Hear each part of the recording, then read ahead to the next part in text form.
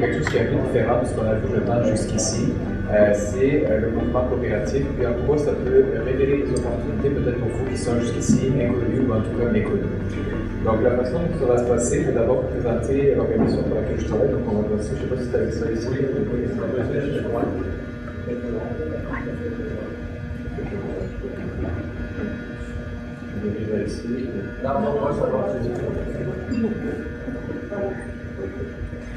Donc, on a ici, on voit un peu notre mandat global. Donc, je vais essayer de faire ça quand même assez court là, pour essayer les gens qui ne sont pas trop sûrs de s'endormir encore, de les maintenir éveillés.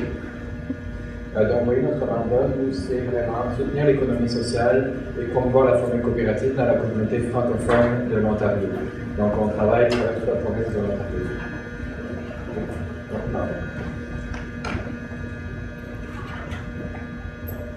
Donc, notre organisation, le Conseil de la coopération de l'Ontario, a été fondée en 1964. On est présent pour les coopératives francophones, comme je l'ai mentionné. On fait l'appui au mouvement coopératif. On est une équipe de 8 employés répartis sur 3 bureaux à Ottawa, Sudbury et Barrie dans le centre-sud-ouest. On offre des services conseils grâce à un programme fédéral qui s'appelle l'Initiative de développement coopératif. On est également les gestionnaires du programme de Jeunesse Canada Travail dans les 2 langues officielles en Ontario. On a plus de 250 partenaires et en ce moment une cinquantaine de projets coopératifs en développement à l'échelle de la province de l'Ontario. Donc, qu'est-ce que c'est qu'une coopérative? En fait, moi, je ne vais pas vous parler de la façon tellement dont on éduque plusieurs personnes, mais je vais plutôt chercher à vous éduquer vous-même ici pour que vous puissiez partager potentiellement la bonne nouvelle dans vos communautés respectives.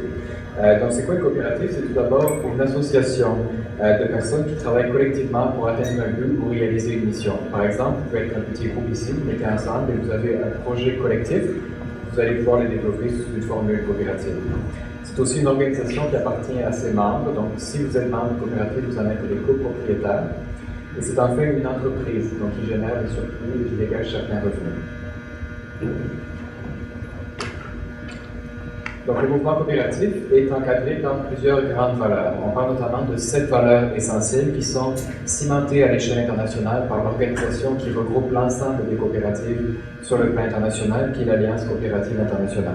Les valeurs que vous voyez ici, ce sont l'adhésion volontaire et ouverte à tous, le pouvoir démocratique exercé par les membres, la participation économique des membres, l'autonomie et l'indépendance, l'éducation, la formation et l'information, la coopération entre les coopératives et l'engagement, enfin, envers la communauté. Donc, vous voyez, ce sont des valeurs plutôt sociales, humanistes, on va dire, que je pense que chacun d'entre nous, on pourrait se retrouver à l'intérieur de ces valeurs-là.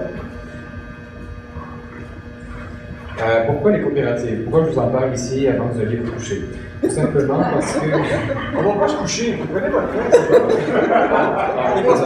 Je plaisante quand je dis ça.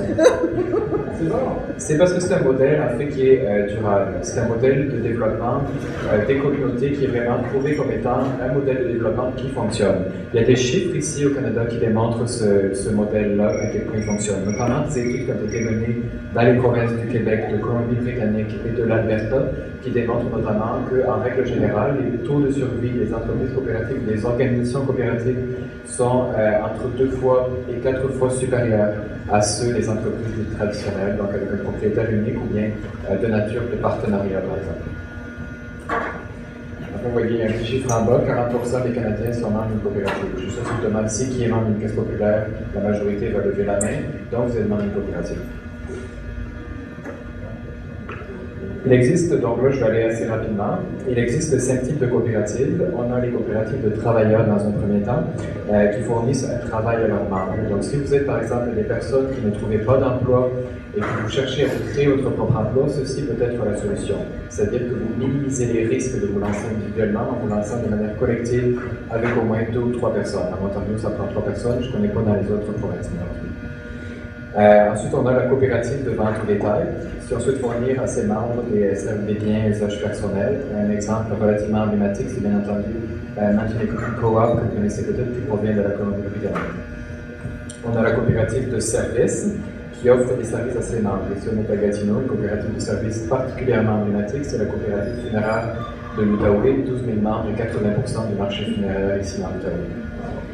On a la coopérative Juste à la page suivante, ici bien évidemment vous connaissez tous et toutes Desjardins, qui représente la thématique de ce domaine-là. De l'autre côté de l'Ontario, on a aussi l'Alliance des caisses populaires, on a aussi bien évidemment les credit unions qui font partie de ce mouvement-là.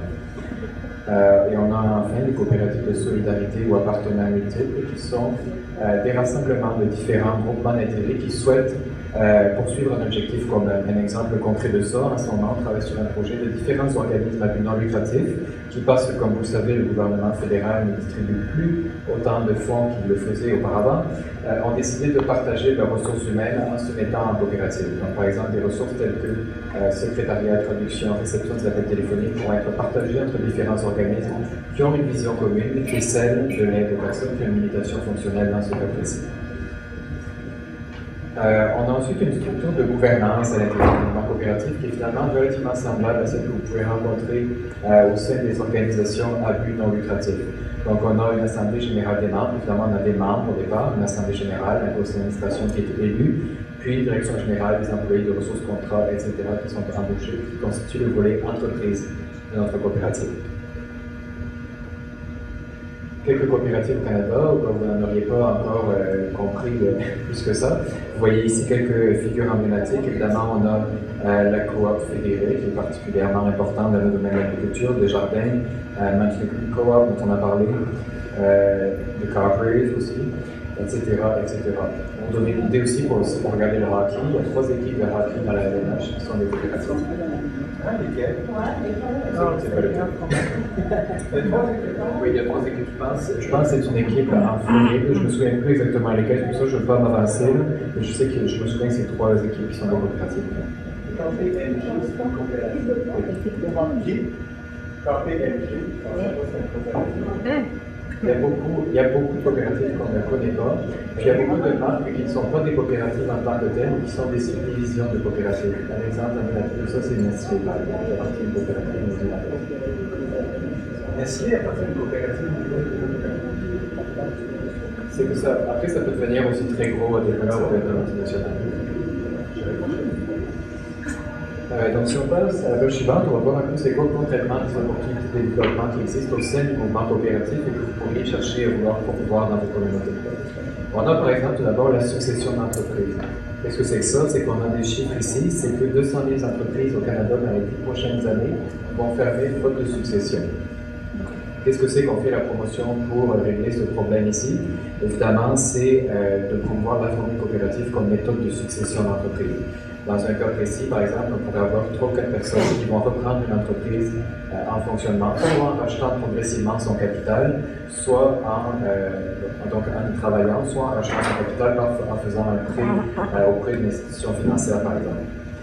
Donc ça, c'est quelque chose sur lequel on travaille beaucoup, puis notamment, ça marche très bien avec les nouveaux arrivants francophones, mais nous, on est en Ontario, donc il y a des nouveaux arrivants francophones, anglophones, nous, on s'occupe des francophones, puis ça les intéresse beaucoup ce modèle-là, notamment pourquoi? Parce qu'on se rend compte que les nouveaux arrivants francophones, le modèle d'affaires qu'ils privilégient avant tout, c'est le modèle d'affaires coopératif.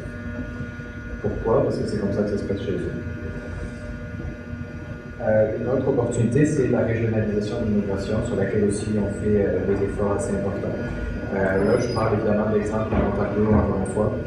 On sait qu'en Ontario, les taux de croissance des municipalités rurales sont 6 fois moindres que ceux des villes, ça c'est un fait.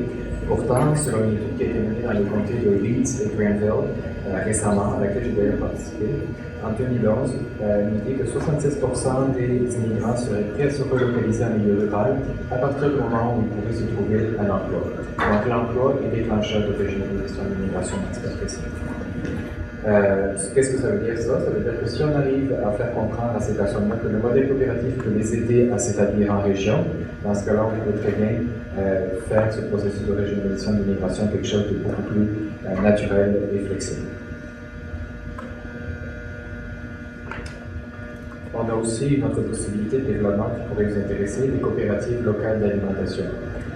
Nous, un exemple emblématique en Ontario, c'est le nord de l'Ontario. Dans le nord de l'Ontario, ce qui se passe, c'est que la majorité de la nourriture qui est produite est transformée à Toronto, puis reste ensuite sur les marchés du sud de l'Ontario.